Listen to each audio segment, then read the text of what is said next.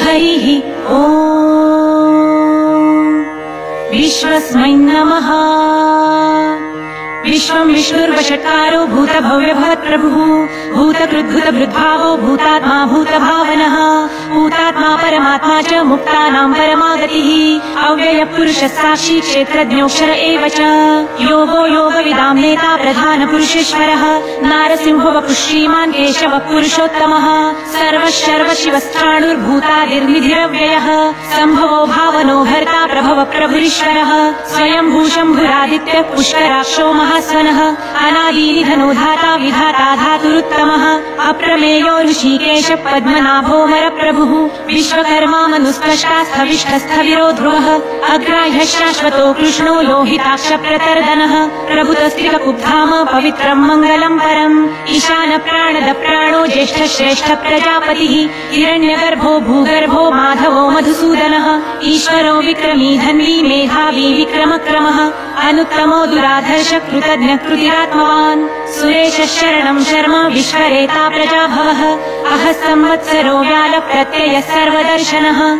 अज सर्वेश्वर सिद्ध सिद्धि सर्वादिरच्युतः वृषा कपिरमेयात्मा सर्वयोग विनिसृतः वसुर्वसुमना सत्य समात्मा संमितः समः अमोघ पुण्डरीकाक्षो वृषकर्मा वृषाकृतिः रुद्रो बहुशिरा प्रभुर्विश्वयोनिश्रुचिश्रवाः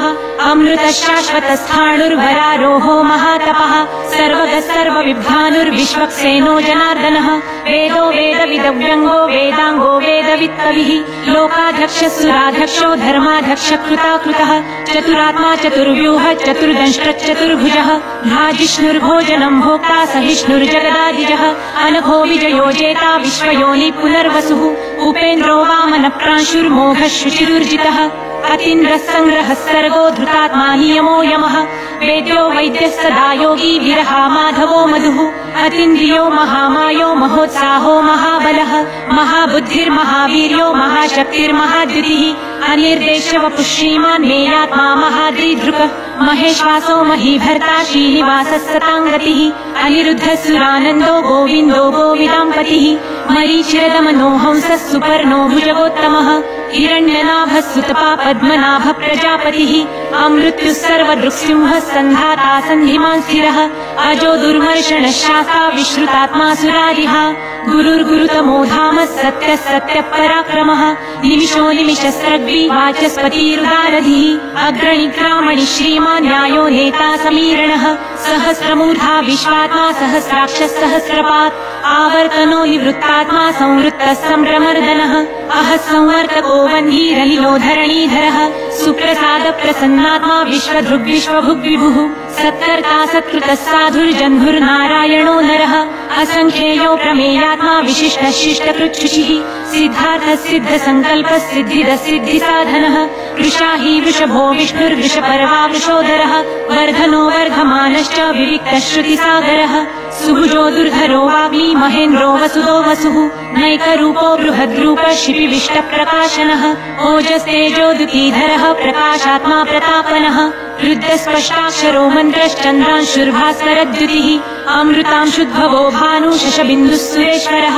औषधं जगतः सेतु सत्यधर्मपराक्रमः भूतभव्यभवन्नाथ पवनः पावनो नलः कामः कामकृत्कान्तः कामः कामप्रदः प्रभुः युगादिकृद्युगावर्तो नैकमायो महाशनः अदृश्यो व्यक्तरूपश्च सहस्रजिदनन्तजित् इष्टो विशिष्टशिष्टेष्ट शिखण्डी नहुषो वृषः क्रोधः क्रोधकृत्कर्ता विश्वबाहुर्महीधरः अच्युत प्रथित प्राण प्राणदो वासवानुजः अपां निधिरधिष्ठानमप्रमत्त प्रतिष्ठितः स्कन्दस्कन्दधरो धूर्यो वरदो वायुवाहनः वासुदेवो बृहद्भानुरादिदेव पुरन्धरः अशोकसारणस्तारः शूरः शौरिर्जनेश्वरः अनुकूलश्च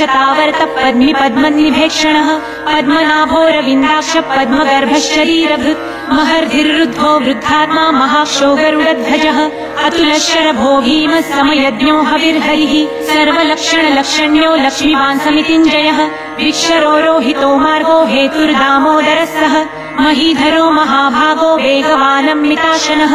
उद्भवक्षोभणो देव श्रीगर्भः परमेश्वरः करणं कारणं कर्ता विकर्ता गहनो गुह व्यवसायो व्यवस्थान संस्थान स्थानदो ध्रुवः पर्धिः परमस्पष्टतुष्टः पुष्टः शुभेक्षणः रामो विरामो विरजो मार्गो नेयो नयो नयः वीरशक्तिमतां श्रेष्ठो धर्मो धर्मविदुत्तमः वैकुण्ठः पुरुष प्राण प्राणद प्रणवः पृथुः हिरण्यगर्भः शत्रुघ्नो व्याप्तो वायुरधोक्षजः ऋतुः सुदर्शन काल परमेष्ठी परिग्रह उग्र संवत्सरो दक्षो विश्रामो विश्वदक्षिणः विस्तार स्थावर स्थाणु प्रमाणं बीजमव्ययम् अर्थो नर्थो महाकोशो महाभोगो महाधनः अनिर्विण्णस्थविष्टो भूर्धर्मयूपो महामखः नक्षत्र नेमिर्नक्षत्री क्षमक्षामः समीहनः यज्ञ ईजो महेजश्च क्रतुः सत्रं सताङ्गतिः सर्वदर्शी विमुक्तात्मा सर्वज्ञो ज्ञानमुत्तमम् सुहृतः सुमुखः सूक्ष्मः सुघोषः सुखदः सुहृत् मनोहरो जितक्रोधो वीरबाहुर्विदारणः स्वापन स्ववशो व्यापी नैकात्मा नैककर्मकृत् वत्सरो वत्सलो वत्सी रत्नगर्भो धनेश्वरः धर्मगुग्धर्मकृद्धर्मी सत्सत्क्षरमक्षरम् अविज्ञाता सहस्रांशुर्विधाता कृतलक्षणः गभस्तिनेमि सत्त्वस्थः सिंहो भूतमहेश्वरः आदिदेवो महादेवो देवेशो देवभृद्गुरुः उत्तरो गोपतिर्गोप्ता ज्ञानगम्य पुरातनः शरीरभूतभृद्भोक्ता कपीन्द्रो भूरि दक्षिणः सोमपो मृतपः सोमः पुरुजित्पुरु सत्तमः विनयोजय सत्यसन्धो दाशार्हस्तात्वतां पतिः जीवो विनयिता साक्षी मुकुन्दोमित विक्रमः अम्भो निधिरनन्तात्मा महोदधीशयोऽन्तकः अजो महार्ह स्वाभाव्यो जिता मित्र प्रमोदनः आनन्दो नन्दनो नन्दः सत्यधर्मा त्रिविक्रमः महर्षि कपिलाचार्य कृतज्ञो मेदिनीपतिः त्रिपदस्त्रिदशाध्यक्षो महाशृङ्गः कृतान्तकृत् महावराहो गोविन्दः सुषेण कनकाङ्गदी गुह्यो गभीरो गहनो गुप्तश्चक्रगदाधरः वेधास्वाङ्गोजितकृष्णो दृढः सङ्कर्षणोचितः वरुणो वारुणो वृक्ष पुष्कराक्षो महामनः भगवान् भगहानन्दी वनमाली हलायुधः आदित्यो ज्योतिरादित्यः सहिष्णुर्गतिसत्तमः सुधन्वाखण्ड परशुर्दारुणो द्रविणप्रदः दिवस्पृक् सर्वदृग्वासो वाचस्पतिरयो निजः त्रिसामासामगस्साम निर्वाणं भेषजं भिषक् सन्न्यासतुच्छमशान्तो निष्ठा शान्तिपरायणम् शुभाङ्गशान्तिदस्रष्टा कुमुदकुवलेशयः गोहितो गोपतिर्गोप्ता वृषभाक्षो वृषप्रियः अनिवर्ती निवृत्तात्मा संक्षेपाक्षेमकृच्छिवः श्रीवत्सवक्षा श्रीवास श्रीपति श्रीमताम्बरः श्रीद श्रीश श्रीनिवास श्रीनिधि श्रीविभावनः श्रीधर श्रीकर श्रेय श्रीमान् लोकत्रयाश्रयः स्वक्षस्वङ्गश्यतानन्दो नन्दिर्ज्योतिर्गणेश्वरः विजितात्मा विधेयात्मा सत्कीर्ति छिन्न संशयः उदीर्णः सर्वतश्चक्षुरनिशः शाश्वतस्थिरः भूषयो भूषणो भूतिर्विशोकशोकनाशनः अर्चिष्मानर्चितः कुम्भो विशुद्धात्मा विशोधनः अनिरुद्धो प्रतीरथः प्रद्युम्नोमित विक्रमः कालनेमी निहावीर शौरिः शूरज्जनेश्वरः त्रिलोकात्मा त्रिलोकेश केशव केशिहा हरिः कामदेव कामपालः कामिकान्तकृतागमः अनिर्देशवपुर्विष्णुर्गिरो नन्दो धनञ्जयः ब्रह्मण्यो ब्रह्मकृद्ब्रह्मा ब्रह्म ब्रह्म विवर्धनः ब्रह्मविद्ब्राह्मणो ब्रह्मी ब्रह्मज्ञो ब्राह्मणप्रियः महाक्रमो महाकर्मा महातेजा महोरगः महाक्रतुर्महायज्वा महायज्ञो महाहविः स्तव्यस्तव प्रियस्तोत्रं स्तुतिस्तोतारणप्रियः पूर्णपूरयिता पुण्यः पुण्यकीर्तिरनामयः मनोजवस्तीर्थकरो वसुरेता वसुप्रदः वसुप्रदो वासुदेवो वसुर्वसुमना हविः सद्गतिः सत्कृतिः सत्ता सद्भुतिः सत्परायणः शूरसेनो यदुश्रेष्ठः सन्निवासः श्रियामुनः भूतावासो वासुदेवः सर्वासु लीलयो नलः दर्पः दर्पदो दृप्तो दुर्धरोऽथा पराजितः विश्वमूर्तिर्महामूर्तिर्दीप्तमूर्तिर्मूर्तिमान् अनेकमूर्तिरव्यक्तः शतमूर्तिश्चताननः एकोनैकः स वक्तः किं यत्तत्पदमनुत्तमम् लोकबन्धुर्लोकनाथो माधवो भक्तवत्सलः सुवर्णवर्णो हेमाङ्गो वराङ्गश्चन्दनाङ्गदी वीरहाविषमशून्यो घृताशीरचलश्चलः अमालीमानदो मान्यो लोकस्वामी त्रिलोकधृत् सुमेधा मेधजो धन्यः सत्यमेधाधराधरः तेजो वृषो द्युतिधरः सर्वशस्त्रभृताम्बरः प्रग्रहो निग्रहो व्यग्रो नैकशृङ्गो गदाग्रजः चतुर्मूर्तिश्चतुर्बाहुश्चतुर्व्यूहश्चतुर्गतिः चतुरात्मा चतुर्भावश्चतुर्वेदविदेकपात् समावर्तो निवृत्तात्मा दुर्जयो दुरतिक्रमः दुर्लभो दुर्गमो दुर्गो दुरावासो दुरारिहा शुभाङ्गो लोकसारङ्गः सुतन्तु तन्तुवर्धनः इन्द्रकर्मा महाकर्मा कृतकर्मा कृतागमः उद्भवः सुन्दरः सुन्दो रत्ननाभः सुलोचनः अर्को वाजसनः शृङ्गी जयन्तः सर्वविजयी सुवर्णबिन्दुरक्षोभ्यः सर्वभागीश्वरेश्वरः महारुदो महागर्तो महाभूतो महानिधिः कुमुदकुन्दरकुन्दः पर्जन्यः पावनो नीलः अमृताशोऽमृतवपुः सर्वज्ञः सर्वतोमुखः सुलभः सुव्रतः सिद्धः शत्रुजिच्छत्रुतापनः न्यग्रोधोदुम्बरोऽश्वत्थच्छाणुरान्ध्रनिषूदनः सहस्राची सप्तजिह्नः सप्तैधा सप्तवाहनः अमूर्तिरनभोचिन्द्रो भयकृद्भयनाशनः अणुर्बृहत्कृशस्थूलो गुणभृन्निर्गुणो महान् अधृतस्वधृतस्वास्य प्राग्वंशो वंशवर्धनः भारभृत्कथितो योगी योगिशः सर्वकामदः आश्रमश्रमणक्षामः सुपर्णो वायुवाहनः धनुर्धरो धनुर्वेदो दण्डो दमयिता दमः अपराजितः सर्वसहो नियन्ता नियमो यमः सत्त्ववान् सात्विकः सत्यः सत्यधर्मपरायणः अभिप्राय प्रियार्होर्ह प्रियकृत्प्रीतिवर्धनः विहाय सगतिर्ज्योतिः सुरुचिर्हूतभुग्विभुः रविर्विरोचनः सूर्यः सविता रविलोचनः अनन्तो हुतभुग्भोक्ता सुखदो नैकजोऽग्रजः अनिर्विण्णः सदामर्षि लोकधिष्ठान्मद्भुतः सनातनतमः कपिलः कपिरव्ययः स्वस्तिरस्वस्ति कृत्स्वस्ति स्वस्ति भुक्स्वस्ति दक्षिणः अरौद्रकुण्डली चक्री विक्रम्युर्जितशासनः शब्दातिगः शब्दसः शिशिरः शर्वरीकरः अक्रुरपेशलो दक्षो दक्षिणक्षमिणाम्बरः विद्वत्तमो भीतभयः पुण्यश्रवणकीर्तनः उत्तारणो दुष्कृतिः पुण्यो दुःस्वप्ननाशनः वीरहारक्षणः सन्तो जीवनपर्यवस्थितः अनन्तरूपनन्तश्रीर्जितमन्युर्भयापः चतुरश्रो गभीरात्मा विदिशो व्यादिशो दिशः अनादिर्भूर्भुवो लक्ष्मी सुवीरो रुचिराङ्गदः जननो जनजन्मादिर्भीमो भीमपराक्रमः आधारनीलयोधाता पुष्पहासप्रजागरः ऊर्ध्वगः सत्पथाचार प्राणद प्रणवप्रणः प्रमाणम् प्राणनीलय प्राणभृत्प्राणजीवनः तत्त्वम् तत्त्वविदेकात्मा जन्म मृत्युजरातिगः भूर्भुवः स्वस्तरुस्तारः सविता प्रपितामह यज्ञो यज्ञप्रतिर्यज्वा यज्ञाङ्गो यज्ञवाहनः यज्ञभृत्यज्ञकृत्यज्ञी यज्ञभुक्यज्ञसाधनः यज्ञान्तकृत्यज्ञगुह्य मन्नमन्नाद एव च आत्मयोनिः स्वयं जातो वैखानः सामगायनः देवकीनन्दनः स्रष्टा क्षितिशः पापनाशनः शङ्खभृन्नन्दकी चक्री शाङ्गधन्वा गदाधरः रथाङ्गपाणिरक्षोभ्यः सर्वप्रहरणायुधः ॐ नम इति वनमाली गदीशाङ्गी शङ्खि चक्री च नन्दकी श्रीमान्नारायणो विष्णुर्वासुदेवोऽभिरक्षतु वनमाली गदीशाङ्गी शङ्खि चक्री च नन्दकी श्रीमान्नारायणो विष्णुर्वासुदेवोऽभिरक्षतु वनमाली गदीशाङ्गी शङ्खि चक्री च नन्दकी श्रीमान्नारायणो विष्णुर्वासुदेवोऽभिरक्षतु वासुदेवोऽभिरक्षतु ॐ नम इति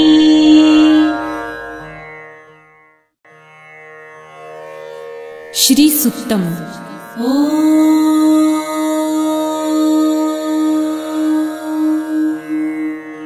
हिरण्यवर्णां हरिणीं सुवर्णरजतस्रजां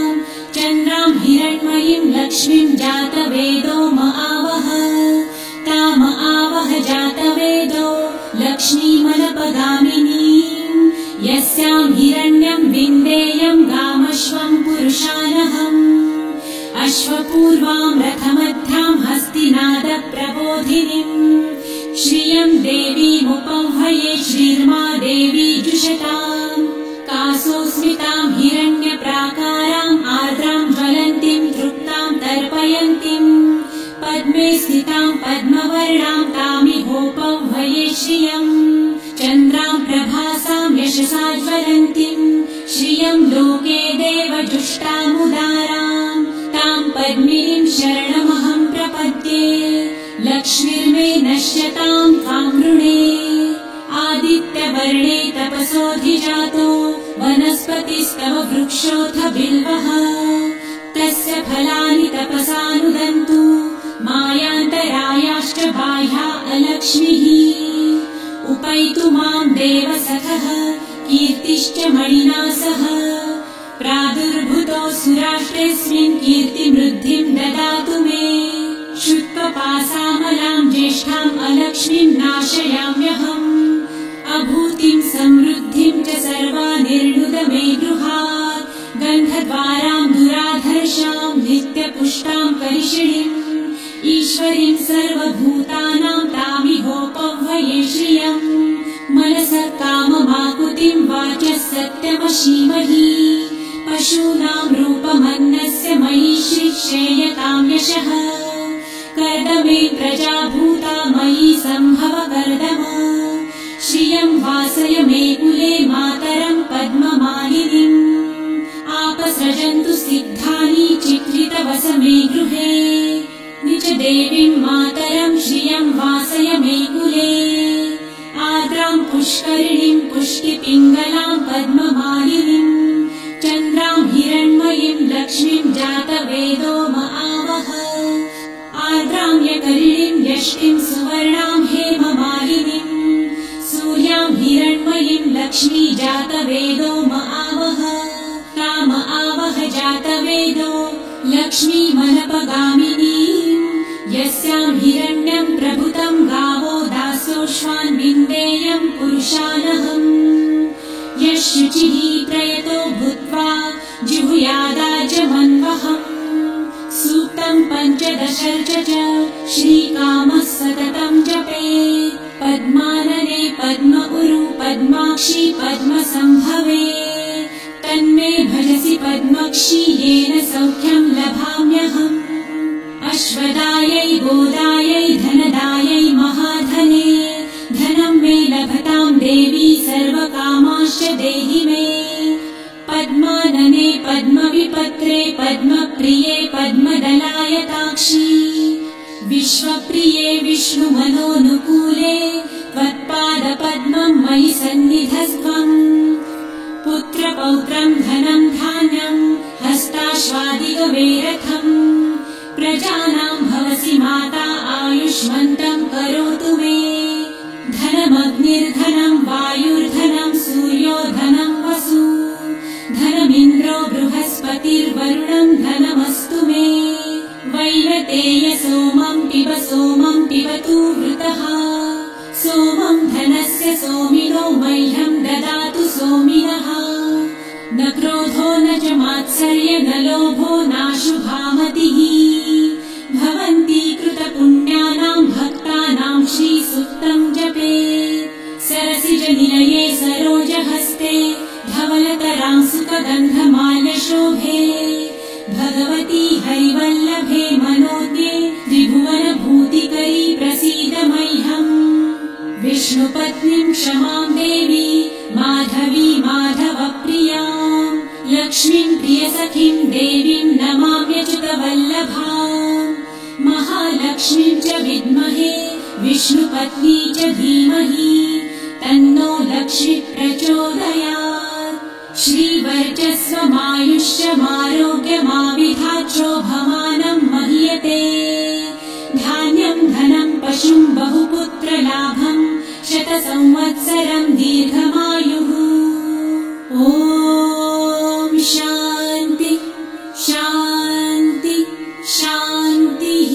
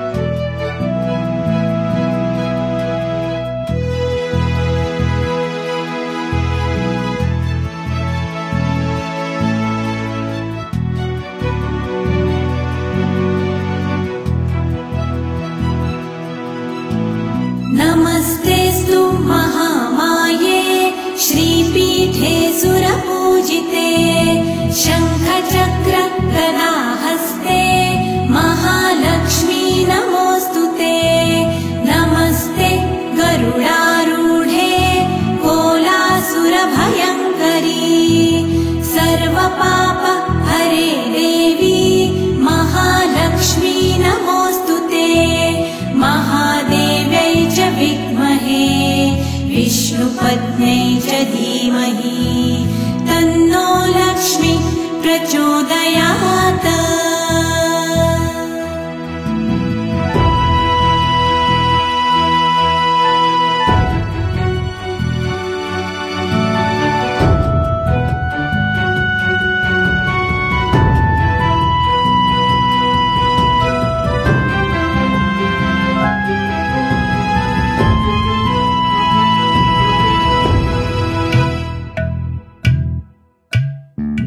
सर्वज्ञे सर्ववरदे सर्वदुष्ट भयङ्करी सर्वदुःख हरे देवी महालक्ष्मी नमोऽस्तुते। सिद्धिबुद्धिप्रदे देवी भुक्तिमुक्तिप्रदायिनी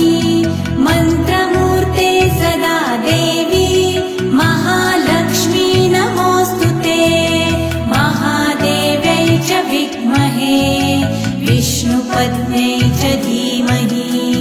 तन्नो लक्ष्मी प्रचोदयात्।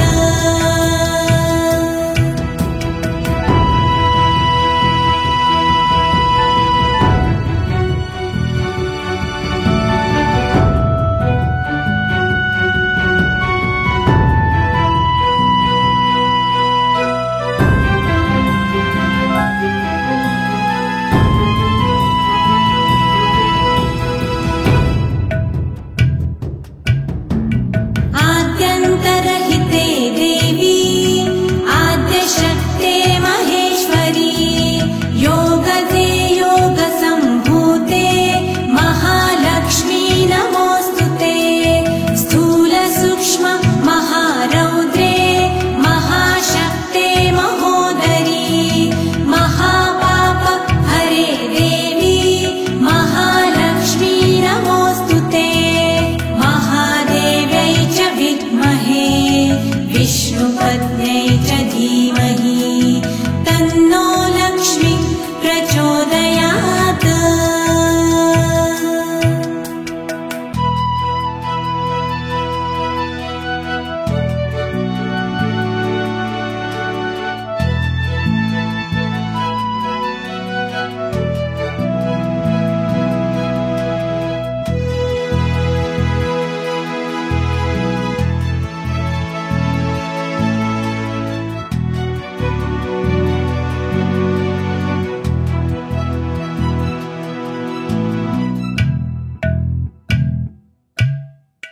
पद्मासनस्थिते देवी परब्रह्मस्वरूपिणी परमेशी जगन्मातर् महालक्ष्मी नमोऽस्तुते। श्वेताम्बरधरे देवी नानालङ्कारभूषिते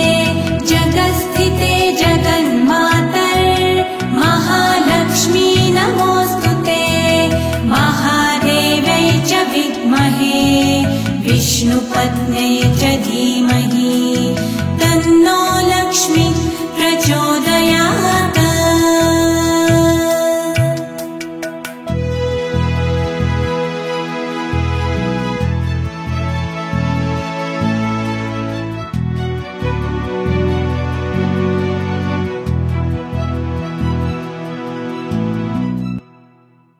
आदिलक्ष्मी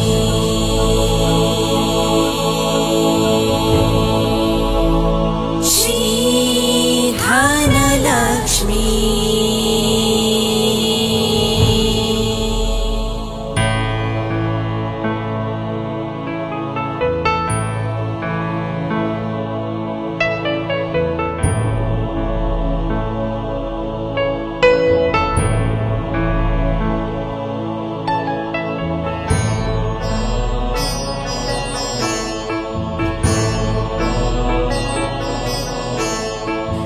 मनसवन्दित सुन्दरि माधवि चन्द्र सहोदरि हेममये मुनिगणमण्डित मोक्षप्रदायिनि मञ्जुळभाषिणि वेदनुते पङ्कजवासिनि देवसुपूजित सद्गुणवर्षिणि शान्तियुते जय जय हे मधुसूदन कामिनि आदिलक्ष्मि जय पालय माम्।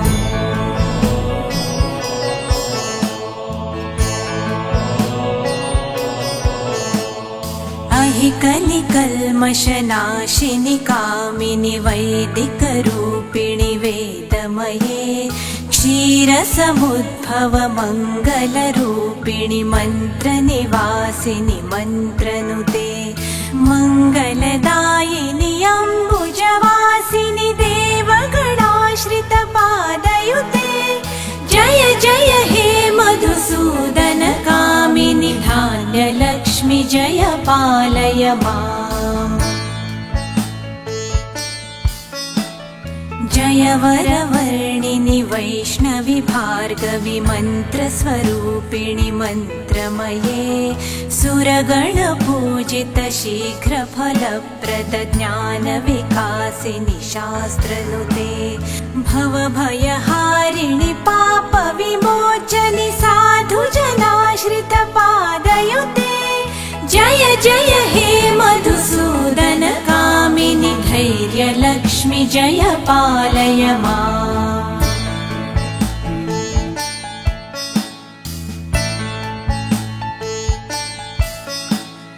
जय जय दुर्गतिनाशिनि कामिनि सर्वफलप्रद शास्त्रमये रथगजतुर्गपदाति समावृत परिजनमण्डित लोकनुते हरिहर ब्रह्म सुपूजित सेवित तापनिवारिणि पादयुते जय जय हे मधुसूदन कामिनि श्रीगजलक्ष्मी पालय माम्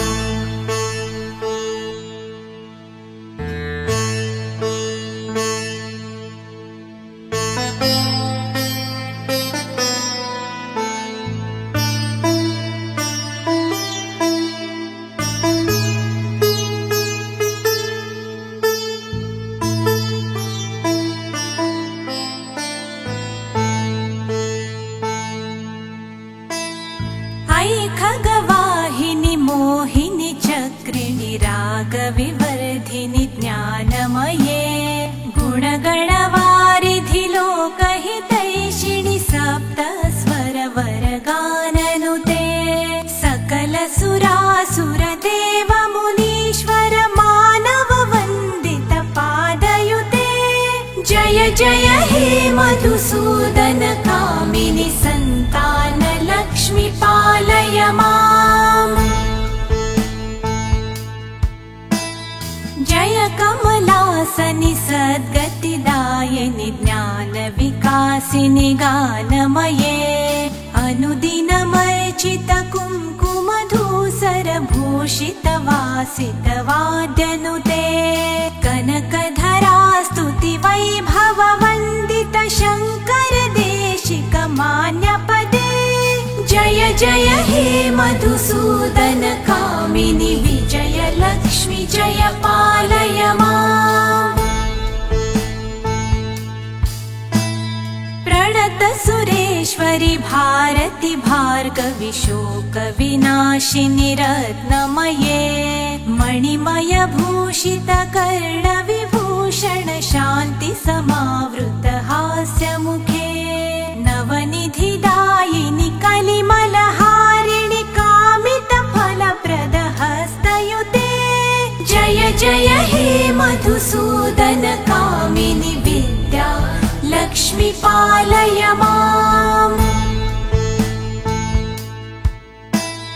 धिमि धिमि धिन् धिमि धिन् धिमि धिन् धिमि दुन्दुभिनाद सुपूर्णमये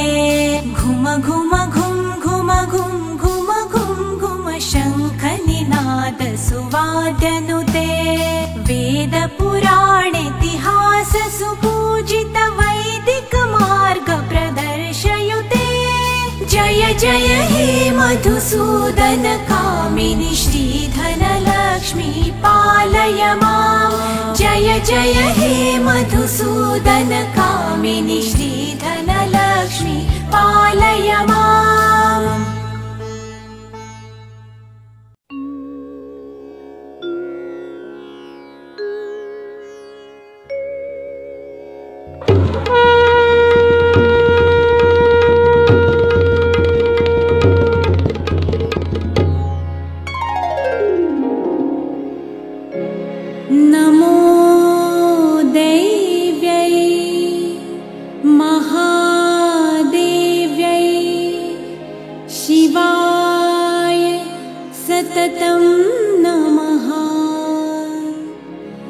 नमः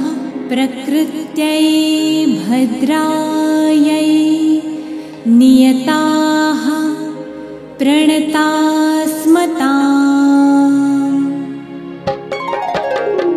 या देवी सर्वभूतेषु विष्णुमायेति शब्दिता